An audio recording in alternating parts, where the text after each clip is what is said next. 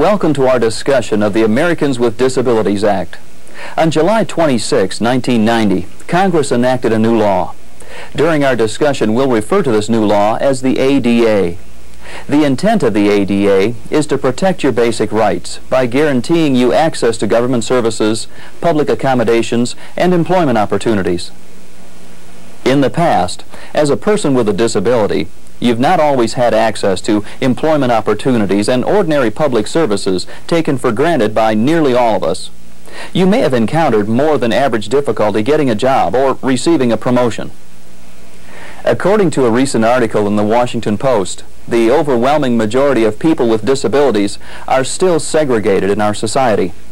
With the passage of the Rehabilitation Act of 1973 and now the Americans with Disabilities Act, this trend is changing.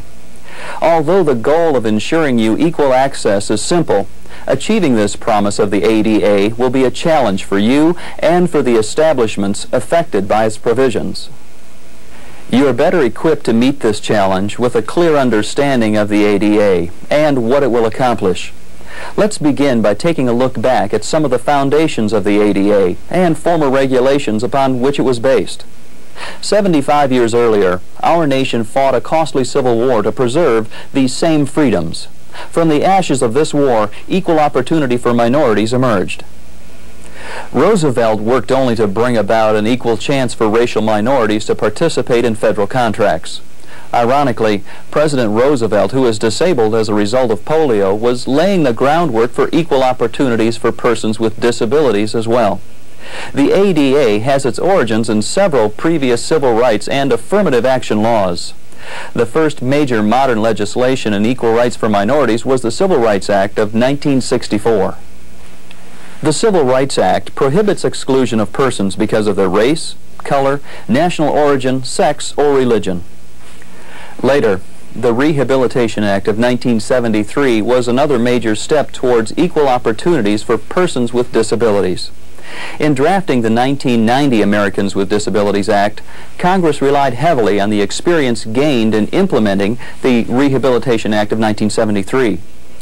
Because of this experience, ADA regulations have a level of detail uncommon in new legislation. In contrast to earlier civil rights legislation, the ADA requires more than passive non-discrimination. Perhaps the most important aspect of the ADA is the responsibility placed on governments, public service providers, and employers to actively assist you in your participation. The term used in the ADA for this assistance is called accommodation, and we'll discuss what it means to accommodate you in more detail later. For now, let's look at the term discrimination. To discriminate means to make a choice based on various criteria. The Civil Rights Act of 1964 was passed to eliminate discrimination against persons based solely on their race, national origin, or religion.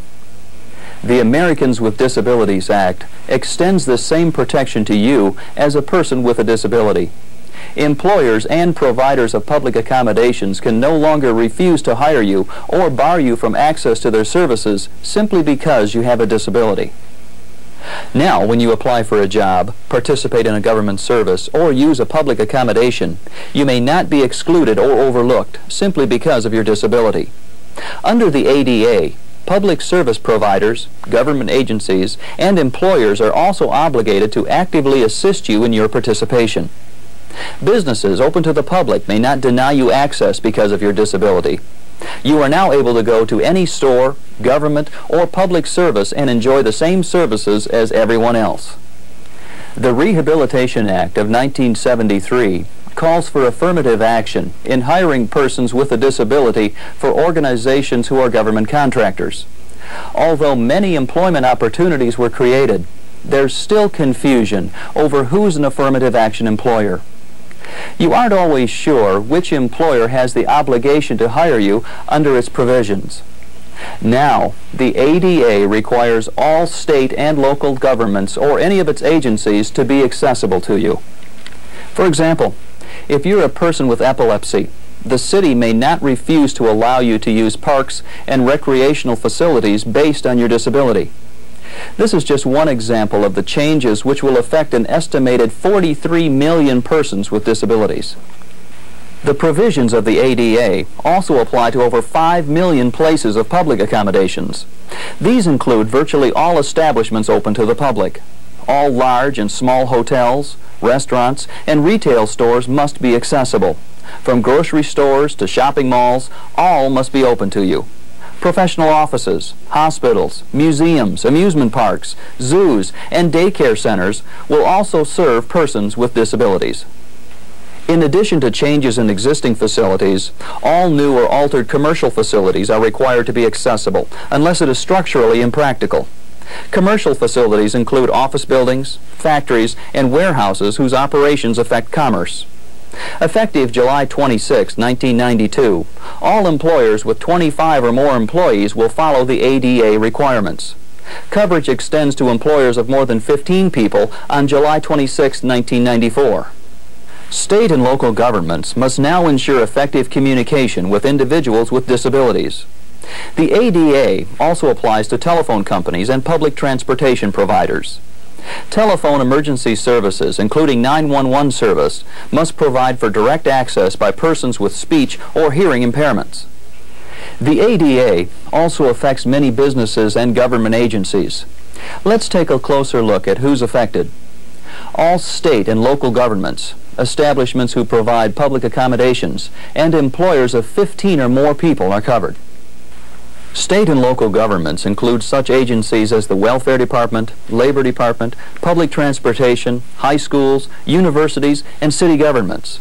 Typical accommodations include wheelchair ramps, handicapped parking spaces, and telecommunication devices for the deaf. The requirement to accommodate you affects privately owned businesses as well as government buildings and services.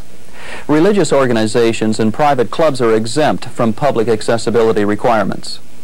In employment, religious organizations are covered by the ADA, but they may give preference for people of their own religion.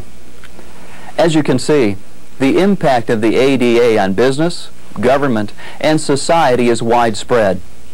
Now that you know which organizations are required to accommodate or include persons with disabilities, the next step is to determine if you are a person who meets the ADA's guidelines as disabled. Primarily, to be considered disabled under the ADA, you must have a physical or mental disability that substantially limits a major life activity. You may also qualify as disabled if you previously had a physical or mental impairment that substantially limited a major life activity in the past. Major life activities under the ADA include speaking, performing manual tasks, breathing, walking, caring for oneself, learning, and working. Substantially limited means you require assistance or are unable to do these things. For example, a disability which impairs your breathing without a respirator is considered substantially limiting. Other major life activities include communication, self-care, socialization, education, vocational training, employment, transportation, and adaptation to housing. If you're a cancer patient and you have overcome your cancer through chemotherapy, you have a record of impairment. You may be in remission, but you're still considered disabled. If you have a hearing loss, you're considered to have an impairment, even though you may use a hearing aid. Medical conditions commonly associated with age, such as hearing loss, osteoporosis, or arthritis, may classify you as disabled. If you're an alcoholic, either active or in remission, you're regarded as disabled under the ADA. However, an employer may still prohibit your possession or use of alcohol on the job as a condition of employment. You are not considered a person with disability under the ADA if you are currently engaging in the illegal use of drugs. On the other hand, you are disabled if you have been successfully rehabilitated and no longer engage in such use. Employers may still require you to take a pre-employment drug screening test.